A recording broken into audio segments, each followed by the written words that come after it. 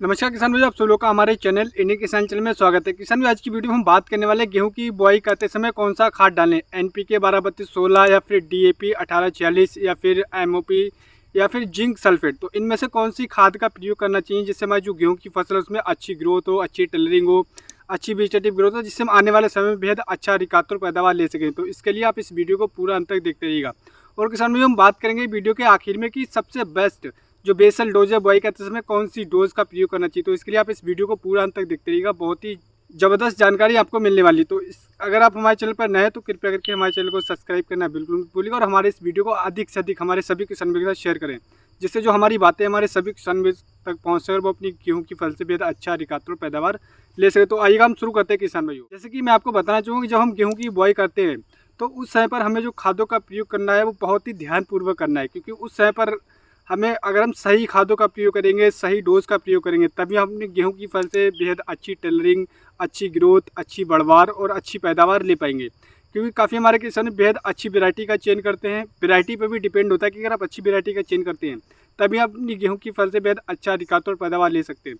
तो अगर आपने अच्छी वैरायटी का चयन करता है तो वहीं आपको बेसल डोज में बेहद अच्छी खाद का प्रयोग करना है, तभी आप अपनी गेहूँ की फसल से अच्छा पैदावार ले पाएंगे। तो आइएगा हम शुरू करते हैं किसान भाई कि हमें बुआई के समय कौन सी ऐसी खाद का प्रयोग करना चाहिए जो हमारे किसान भाई आने वाले समय में गेहूं की फसल से कम 30 से 35 कुंटल आराम से पैदावार ले सकते हैं। तो इसके लिए आप इस वीडियो को बिल्कुल भी स्किप मत करिएगा, बहुत ही ज़बरदस्त जानकारी आपको मिलने वाली है। तो आइएगा हम शुरू करते हैं किसान भाई। जैसे कि जो हमारे किसान में गेहूं की बुआई एनपीके के साथ करते हैं तो उसमें एनपीके 12-32-16 में 12% फास्फोरस होता है, 12% नाइट्रोजन था, माफ़ करिएगा, और 32% फास्फोरस, 16% पोटास होता है। और कुछ हमारे किसान भाई जो गेहूं की फसल डीएपी 18-46 के साथ करते हैं। तो किसान भाई, मैं आपको बताना चाहूँगा कि अगर आप 12-32-16 के साथ करते हैं तो उसमें पोटास की मात्रा होती है, और जैसे कि आप डीएपी के साथ बुआई करते हैं तो उसमें पोटास की मात्रा नहीं होती है। तो आपको इसमें पोटास की अलग से देने की आवश्यकता पड़ती है कि कुछ हमारे किसान भी गलती करते हैं कि साथ में पोटास का प्रयोग नहीं करते हैं। तो इससे ये फ़र्क होता है कि शुरुआत में तो आपकी फसल अच्छी देखने को मिलेगी, अच्छी तरीके से ग्रोथ करेगी, लेकिन एंड ऑफ द डे जब आपका गेहूँ तैयार होगा तब आपकी फसल कमज़ोर दिखाई देगी। इससे ये होगा कि आपकी बाली छोटी रह जाएगी, अच्छी तरीके से भराव नहीं होगा, आपका दाना कमज़ोर रह जाएगा, जिससे आपकी पैदावार कम से कम 30 से 35% घट जाएगी। तो वहीं पर किसान भी अगर आप बुआई कर रहे हैं डीएपी के साथ में तो आपको कम से कम 25 किलोग्राम एमओपी पोटास का प्रयोग अवश्य करना है डीएपी खाद के साथ में। अब बात करते हैं जिंक सल्फेट का। तो किसान मैं आपको बताना चाहूँगा कि जिंक सल्फेट हमारा 3 तरीके से कार्य करता है। जिंक हमारा एक फंगिसाइड भी है और कीटनाशक भी है, और साथ में पीजीआर टॉनिक भी है। तो आप जिंक का प्रयोग अवश्य करें अपनी गेहूं की फसल की बुआई करते समय। जैसे कि मैं आपको एक चीज़ और बताना चाहूँगा, बेहद ज़रूरी बात, कि जैसे कि जो हमारा जो एमओपी आता है और डीएपी आता है और हम जो एनपीके आता है, ये हमारा फास्फेटिक की श्रेणी में आता है। इसकी आवश्यकता जब हम गेहूं की बुआई करते हैं तो उस समय पर पड़ती है, लेकिन कुछ हमारे किसान भी गलती करते हैं, जिस समय पर बुआई कर रहे हैं तो उस समय पर एमओपी पोटास का प्रयोग नहीं करते हैं। जब आप दूसरी तीसरी सिंचाई करें तब उनको ध्यान आता है कि गेहूं में पोटास की आवश्यकता है, लेकिन उस समय पर हम अगर पोटास का प्रयोग करेंगे तो उससे हमारा जो रिजल्ट है वो आपको अच्छा रिजल्ट देखने को नहीं मिलेगा, ठीक तरीके से वो कार्य नहीं करेगा। क्योंकि एक टाइम पीरियड के बाद हमारी जो फसल होती है वो फास्फेटिक श्रेणी की खादों को लेने से अच्छा रिजल्ट नहीं देती है, लेकिन वहीं पर आपको किसान भाइयों जो सल्फेटिक खादों का प्रयोग करने की आवश्यकता पड़ती है। तो आप अगर पोटास का प्रयोग करें तो आप बुआई करते समय पोटास का प्रयोग करें, तभी आप एक अच्छा रिजल्ट ले पाएंगे।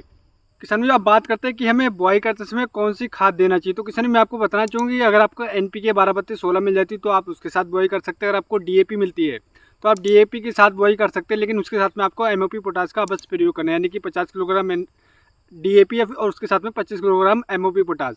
और वहीं आप एनपीके के साथ बुआई कर रहे हैं किसान भाई तो आपको 50 किलोग्राम एनपीके की जरूरत पड़ी 12-32-16, और उसके साथ में आपको जिंक सल्फेट का अवश्य प्रयोग करना है। इन दोनों में से खादों में से कोई भी खाद से के साथ में अगर आप बुआई करें तो आप जिंक सल्फेट कम से कम 5 किलोग्राम की आप साथ में ज़रूर प्रयोग करें, तब आपको बेहद अच्छा रिजल्ट मिलेगा। जिससे योगा किसान भी जो आपकी वेजिटेटिव ग्रोथ की वो अच्छी होगी, टेलरिंग आपकी बहुत ही ज़बरदस्त होगी।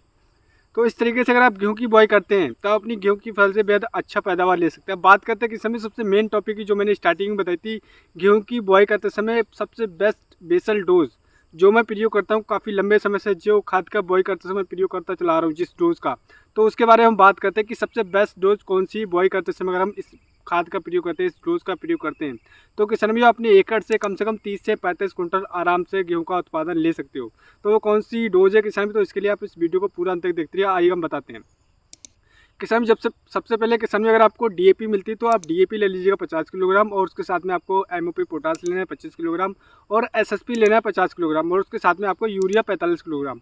ये जो चारों खाद हैं, इनको चारों खादों को लेना है। मैं जिंक सल्फेट इसलिए नहीं ले रहा हूँ किसान में, क्योंकि इसमें एसएसपी मैंने लिया है, तो इसलिए मैं जिंक सल्फेट नहीं ले रहा हूँ। तो आप किसान में इस खाद कॉम्बिनेशन का अगर आप बुआई करते समय प्रयोग करेंगे तो अपनी गेहूँ की जो आपकी फसल की जो टिलरिंग हुई बहुत ही ज़बरदस्त होगी। आपका गेहूँ पीला नहीं पड़ेगा। जब आपकी बालियाँ पकड़ के आएंगी, बालियों का साइज़ एकदम लंबा होगा और उनका जो भराव होगा एक समान होगा। आप टिलरिंग बहुत ही ज़बरदस्त आपको देखने को मिलेगी। आपका खेत एकदम हरा भरा दिखाई देगा।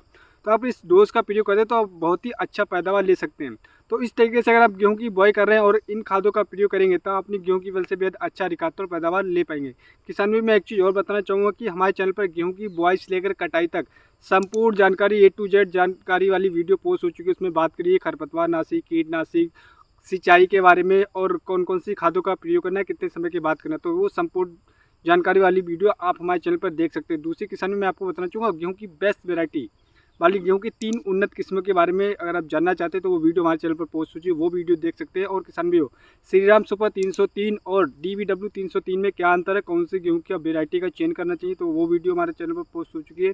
और एक वीडियो और पोस्ट हो चुकी है किसान में श्रीराम सुपर 303 और श्रीराम 111, इनमें क्या अंतर, कौन सी बुआई कौन से एरिया में कर सकते हैं। तो इसके लिए आप इन चारों वीडियो में से कोई भी वीडियो देख सकते हैं, बहुत ही ज़बरदस्त जानकारी ले सकते हैं। तो उम्मीद करता हूँ किसान में मैं आपको एक सही और एक सटीक जानकारी दे पाया। अगर हमारी वीडियो आपको पसंद आई हो तो हमारे चैनल को सब्सक्राइब करना बिल्कुल मत भूलिएगा।